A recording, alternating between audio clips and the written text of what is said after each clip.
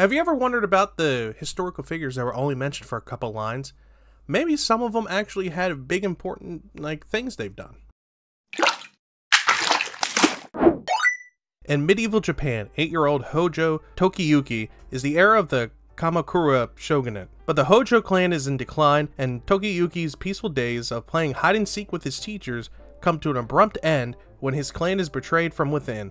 The lone survivor of his family, Tokiyuki is the rightful heir to the throne, but to take it back, he'll have to do what he has to do best: run away. After the massacre of his family by the traitor Ashikaga Takauji, sorry if I, butcher these names, Tokiyuki flees with the help of a handful of loyal retainers who have also survived the purge. One of them is Suwa Yorishige, an ally of the Hojo clan and lord of the Suwa province. The slightly odd Yorishige also claims to be a clairvoyant and foretells that Tokiyuki will one day become the ruler of Japan, but for the moment, escaping the enemy territory is priority. So the story follows our young boy Tokiyuki, starting off with him running around this peg palace and everyone referring to him as a young lord. Well, basically how his family has turned out to be, his father's basically on his decline of health, and he's a puppet shogun, I guess that's the best way to put it. Basically all of his retainers and his administration is actually in charge of the country, and they're trying to raise Tokiyuki to be the same thing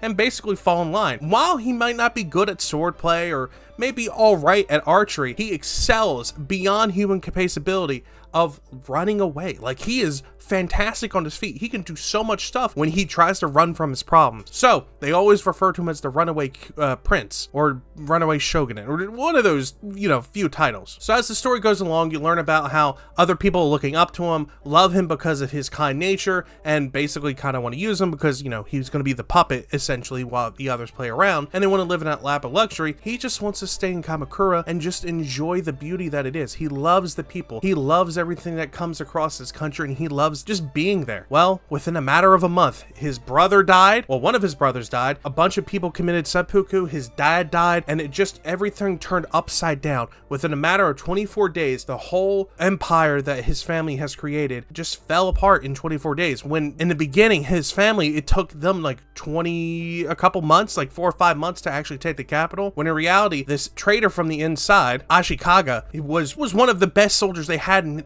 as Toyuki grew up, he took care of him, and it meant a lot to him. And then all of a sudden he betrayed him and destroyed this empire. Well, as he was on the run, this Shinto priest that he met earlier on, which has these freaky faces and very weird, and he also refers to the current time because he can see into the future because he's very clairvoyant, but only when it's convenient and only certain points.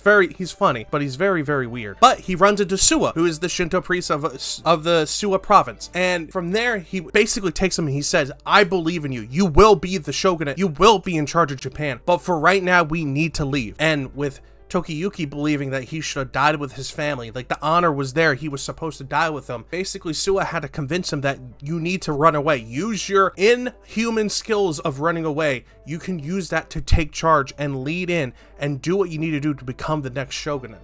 But for now, you need to leave. After some convincing and basically pushing him off and almost killing him, basically feeding him to the enemy soldiers, they were able to run away. So they've been hiding away for a couple days in this wore down, destroyed hut. And after talking with him, getting to basically kind of, convince Tokiyuki to just go through with the plan, he realizes that everything's gone and he's gonna need to build everything from the ground up and needs to build these retainers. Then he hears from passing by soldiers that his brother, who was born from a concubine, got away and was able to live, but then his uncle betrayed his brother and got him killed because the uncle wanted some, basically higher up in a position with the new traders and the new rulers. So after finding out his brother was killed in a very awful, horrific way, he ended up taking revenge on his uncle through this big fight. And you've realized that his uncle wasn't some wimp. His uncle was actually a very good swordsman. He can cut trees with ease, a bunch of other things. But with his new retainers being able to distract while he was running away and keeping him busy, he was able to strike a final blow and cut the uncle's head off, giving him confidence to say, hey, maybe I can actually do this. Maybe I can be the new leader. So from there, you go off to Suwa province, where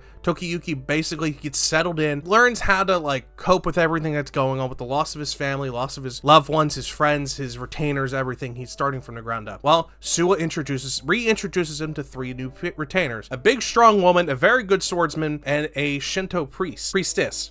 They all basically give their loyalty and want to become his retainers. So from there, they all go off hunting and they get to know each other. They get to know each other better. They get to experience different things. They get to kill this demonic beast that was left over from the previous era where there was a big famine that came across this country. While this big boar was like mutated with multiple horns and eyes and everything, they were able to work together to destroy and kill this boar. That is when Tokiyuki realized these are really good retainers and I can trust them. I can actually start trusting these people. I can maybe trust Suwa. So let me put my faith in them and start working. And from there, you find out that basically the new emperor put some guy in charge of the Suwa province because, you know, people in the Suwa province believed in the old kingdom and they wanted to keep them in check, that kind of thing. And it goes from there. What I really want to address is, yes, the anime is coming out right now, which is what made me pick up this book. This, very good. I haven't seen anything this graphic and detailed in a long time. It really gives me, it's not dark like Berserk, but it gets the point across of how historically accurate things are, kind of like Golden Kamuy. These are just how things were. People got murdered, they got assaulted in certain ways that aren't friendly for YouTube. This is just how history was, and this is how evil people were. Even though Tokiyuki was only mentioned a couple lines in the history book, he went through a whole journey, and this makes him perfect for a shonen manga hero, and they even mentioned that in the very beginning of this book. So I picked this up in relation to the anime coming out, and I was not disappointed. I genuinely enjoy this. I am going to add this to the wish list. Shonen Jump, once again, comes out swinging pretty good. The art is very detailed. They take very good designs when it comes to their outfits, like when they wear different yukata and stuff like that. They add on the detail of the inner thought monologues. They really take care to get the point across of this is an 8-year-old growing up and being forced to become an adult. And it's very good. The details and the art is fantastic. They really get it across how brutal and how evil people can be and how harsh reality is. And I really do enjoy that when it comes to manga. And the Elusive Samurai is a very good thing with that. It gives it a it's just very good when it comes to the art and the inner monologue and how they represent the characters and how it comes to world building and the character building. They are very accurate with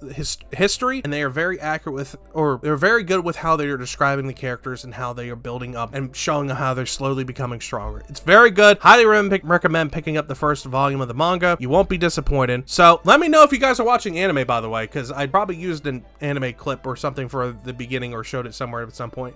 Let me know what you guys think of the art.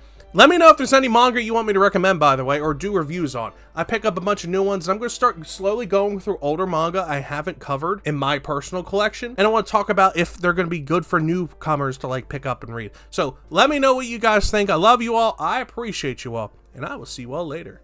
Bye-bye.